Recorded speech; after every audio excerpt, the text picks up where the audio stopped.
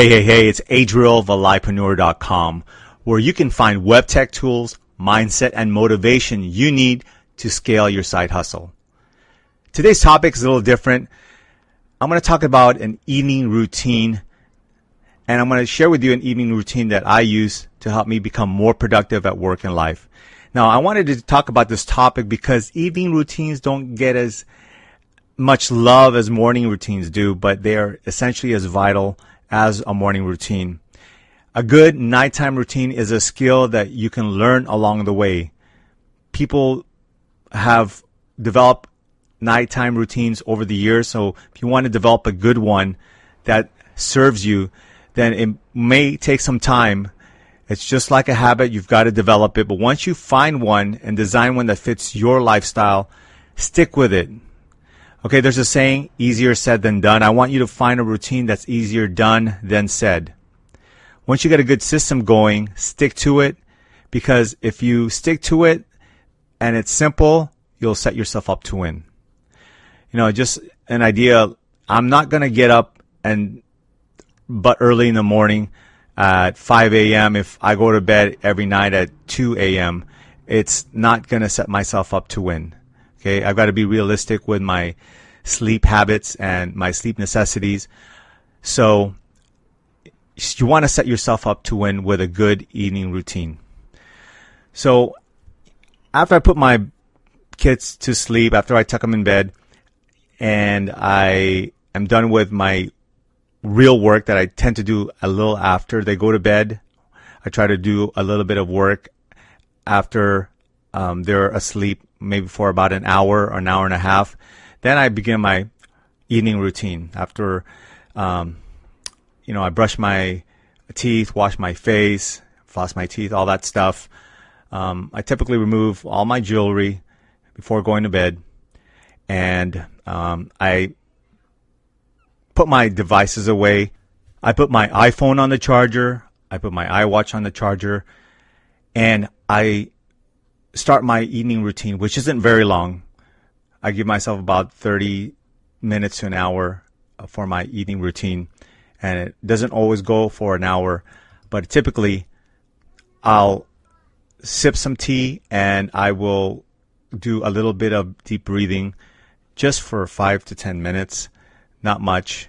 I sit in a quiet space in my living room and just breathe for about 5 to 10 minutes, take deep breaths. And then I'll go into my gratitude list. And my gratitude list is just my time to reflect on the day. I don't make it complex. I just write about 3 to 5 things that I'm grateful for.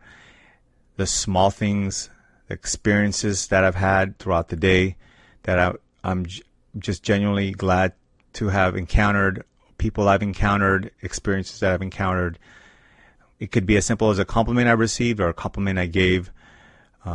Watching the sunrise or watching the sunset or doing something nice for my spouse, or a text message to my spouse or someone I love, reminding them how much that they're loved and that I'm thinking of them. And I'll just go through that gratitude list, and then I will also go through a to-do list for the following day. And then, like I said, I am device free. I don't like to use anything with a screen typically after I go into this evening routine mode.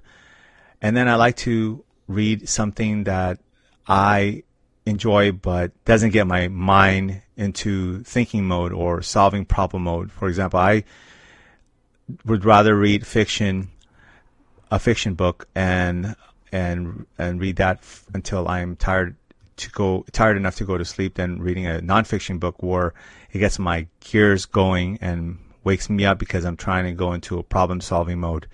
So I'll do that, read a fiction book, a physical book, or something that's printed out, something I can flip pages to and put it away, and that kind of helps me. I've tried putting my phone in night mode or dark mode, where there's more orange or dark red hues that's supposed to produce melatonin in your brain to help you sleep, but I prefer to stay device free.